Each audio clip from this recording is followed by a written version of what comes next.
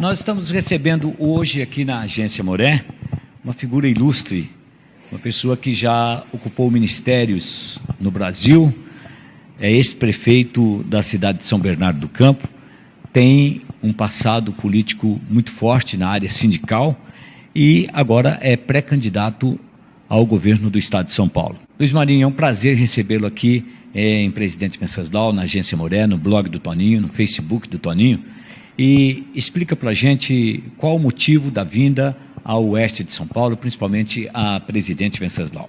Quero lhe cumprimentar, Toninho, Aimoré, cumprimentar o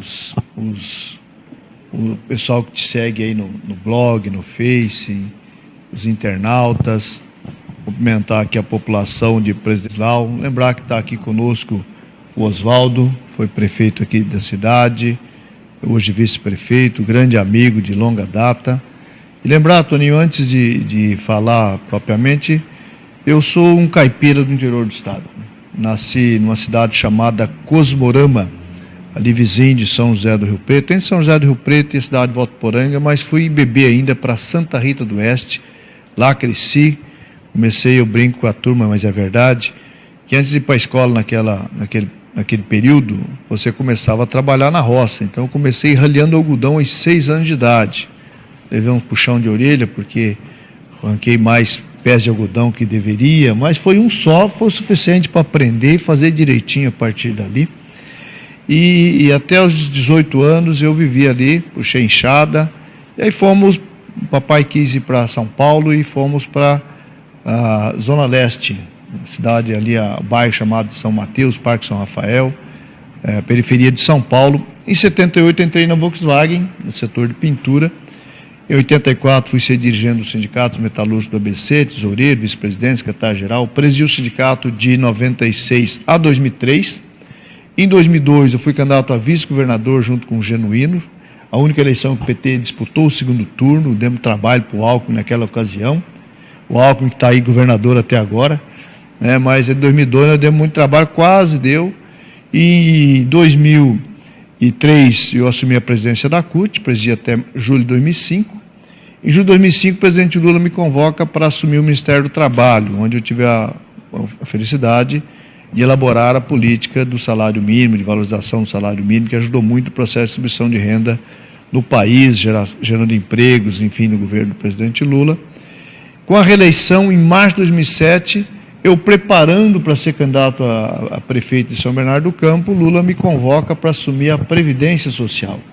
Previdência Social que tinha um grave problema naquele momento de gestão, onde as pessoas sofriam, passavam a noite, madrugada na fila para pegar uma senha para ser atendido, e ele pede para mim assim, assume e resolve esse problema da fila. O pessoal de São Bernardo ficou desesperado, falou, acabou com o nosso candidato.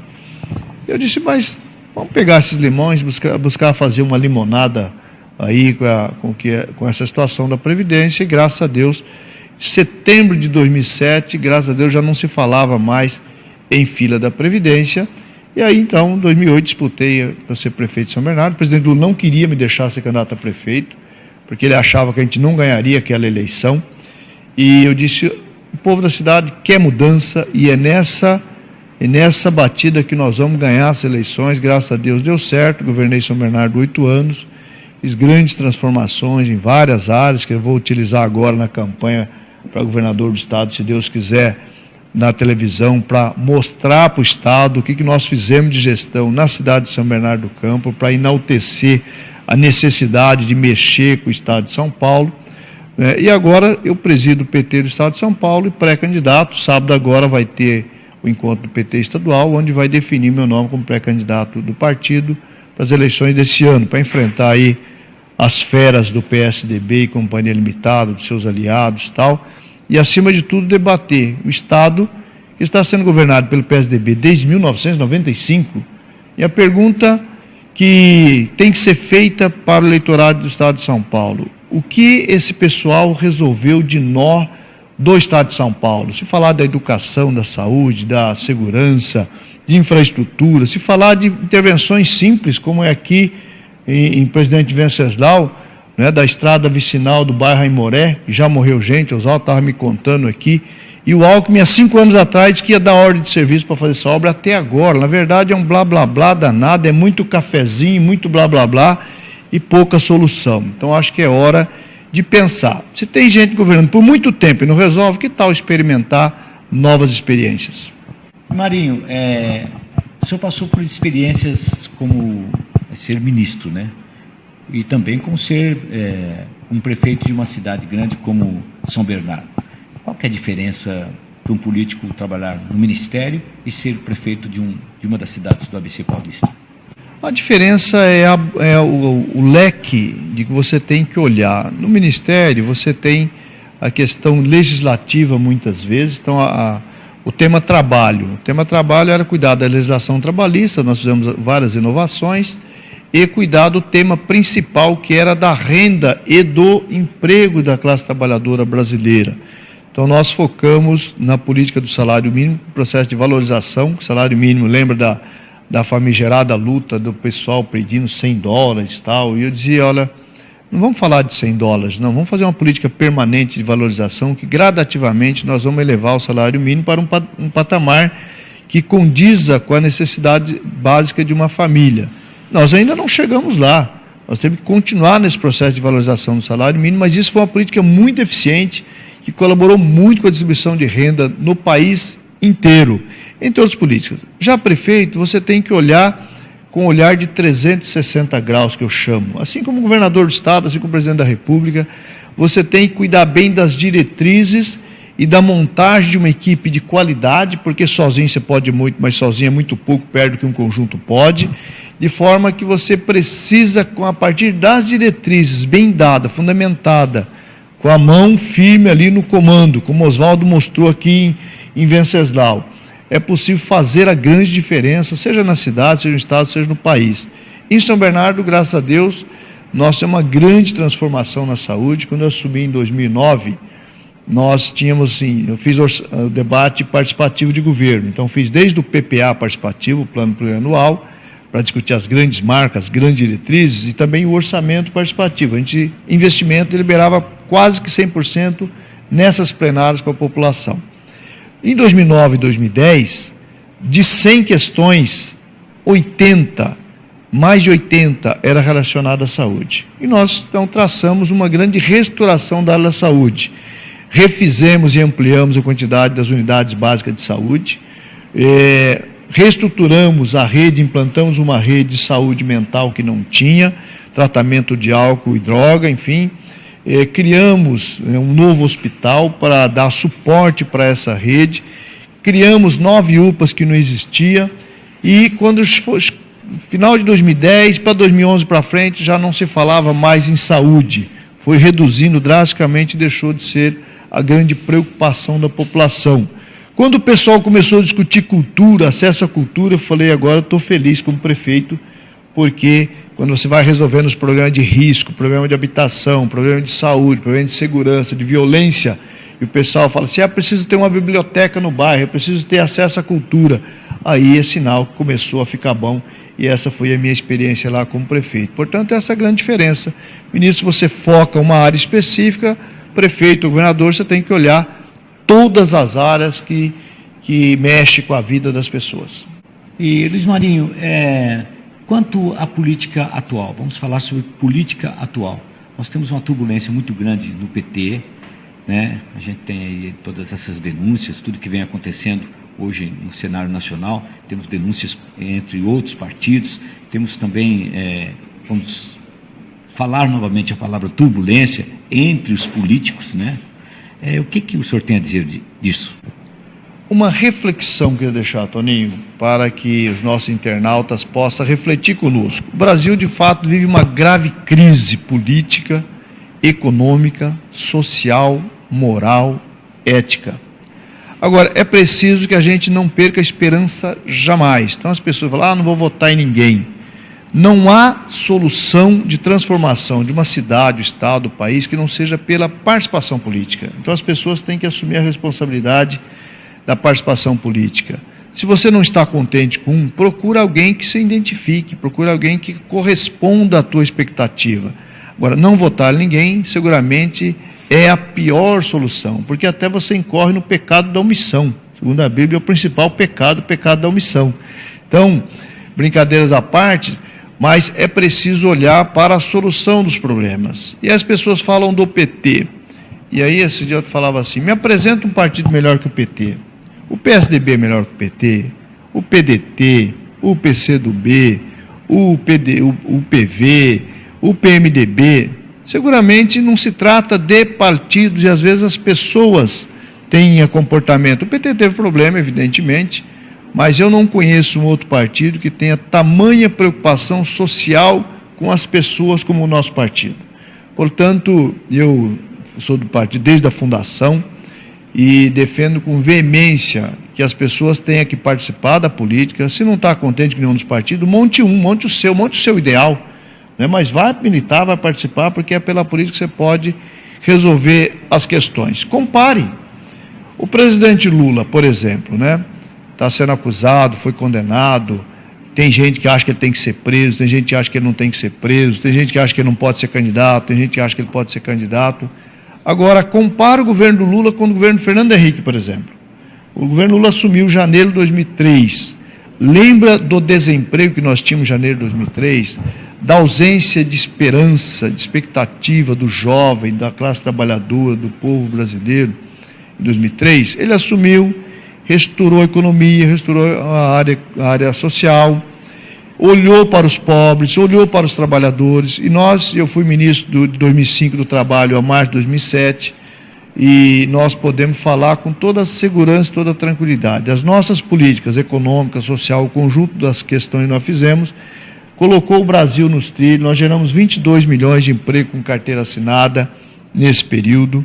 De 2015 para cá, com a cassação da Dilma, de 14 milhões desses foram desmontados, então há um grande desemprego. Mas alguém pode lembrar, falar, mas em 2015 a Dilma era presidenta. É verdade.